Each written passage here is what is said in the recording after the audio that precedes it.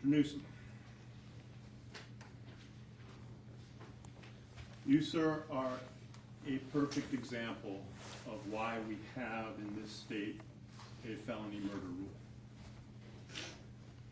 I'm pretty sure, having sat through the trial, that you did not wake up that morning and say to yourself, I'm going to go kill somebody today, or I'm going to go and hook up with people who will murder someone. But you did go for an armed robbery. And what happens is that when you take a firearm and you rob somebody, you're telling the world, I'm going to take something that doesn't belong to me by force. And I've got deadly force. And I'm willing to use that deadly force and able to achieve my goals. And even if your intent at that moment was only to rob and not to kill, who can say that the death of the victim is not a predictable and foreseeable outcome of arming yourself and confronting the person? That's why we have the felony murder rule. You are a textbook case. During the trial, at one point, you lashed out at Robert Allen for being a snitch. I think your anger is misplaced. If you have any anger about what's happening here today and what will happen to you for the rest of your life, beyond the anger that you should have with yourself, perhaps your anger should be directed behind you, at your co-defendants, the ones who selected the target in this case, and the one who turned a robbery into a murder. They're the ones that you can thank for your predicament beyond your own actions. Trayvon Newsom, a jury of your peers having found you guilty of the crime of murder in the first degree with a firearm and robbery with a deadly weapon, a firearm. This court now sentences you on count 1 to life in Florida State Prison with a 10-year minimum mandatory and credit for 1,704 days already served. On count 2, I will sentence you to life in Florida State Prison with a 10-year minimum mandatory and credit for 1,704 days already served. The two sentences will run concurrent with each other. There are standard court costs, cost of prosecution, which can be reduced to a civil lien.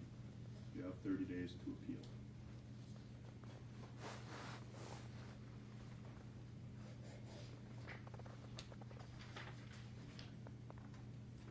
Mr. Williams, you are the perfect example of why we have a law of principles in this state. When you engage in criminal acts with others, you bear the responsibility for your collective actions. It was you who picked the target in this case. You went inside Riva Motorsports to confirm the identification and what was there, and then you went back out and sat in the vehicle. Now, while you may not have left the vehicle and you may not have brandished a firearm or fired the fatal shots, you are as guilty as they are, because you are an essential part of that crime. Without your actions, it would not have happened. Additionally, I don't look at the way someone behaves in court. Courts, for sentencing purposes, court's a stressful thing. People react to stuff differently. But there are things that I can look at. And I can tell you this court is shocked by your behavior after the murder. A person who had any measure of human decency or remorse for killing someone would not likely be seen dancing around and filming themselves with the stolen money, how proud you were of yourself. You should understand that while you were dancing on that bed, throwing down those bills, you weren't throwing money down on the floor. You should think of that as you tossing down the days, weeks, and months of your life just like that. It's like so many pieces of paper. And the very next day when you went to spend that blood money on sneakers and jerseys, you revealed to the court the value you placed on the human life that was taken. Just a pair of sneakers to you. Dedrick Williams, a jury of your peers having found you guilty of murder in the first degree and robbery with a firearm as a principal. As to count one, this court will find you guilty, adjudicate you to be guilty, sentence you to life in Florida State Prison with credit for 1,752 days already served.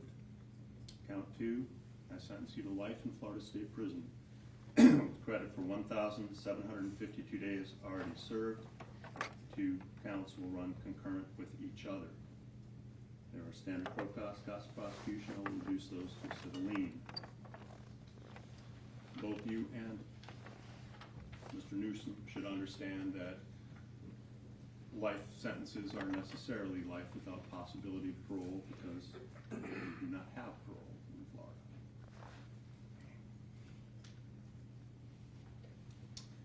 Mr. Boatwright.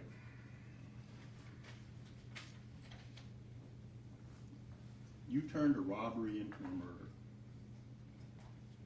And on that day, when you stood there and fired that weapon, you didn't just end one life.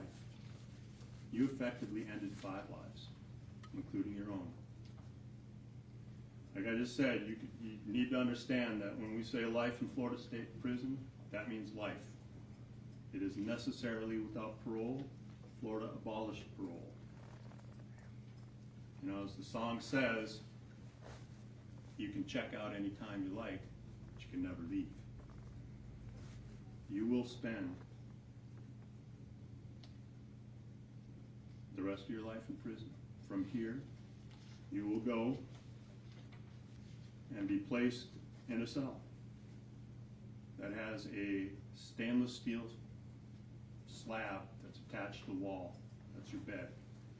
And next to it is a stainless steel sink and a stainless steel toilet. That's the furniture that you have in that cell. You'll spend every hour and every day and every week and every year of your life in that cell. And one day, they'll come and open up that cell in the morning and you'll have passed on. And only on that day will you have served your sentence. A jury of your peers having found you guilty of murder in the first degree with a firearm and having discharged that firearm and having that firearm discharge result in the death of Chaussee Onfroy, this court will sentence you to life in Florida State Prison with credit for 1,732 days already served. As to count 2 for the robbery with a firearm, which was discharged and causing death, this court will sentence you to life in Florida State Prison, credit for 1,732 days already served. Both counts carry with them a 25-year minimum mandatory. Count 2 will run consecutive and not concurrent with count 1. And both counts will run consecutive and not concurrent with your sentence in case number 1316428 CF 10A. The court cost prosecution will be reduced to a civil lien. You will have 30 days to appeal. Thank you. Court will be in recess.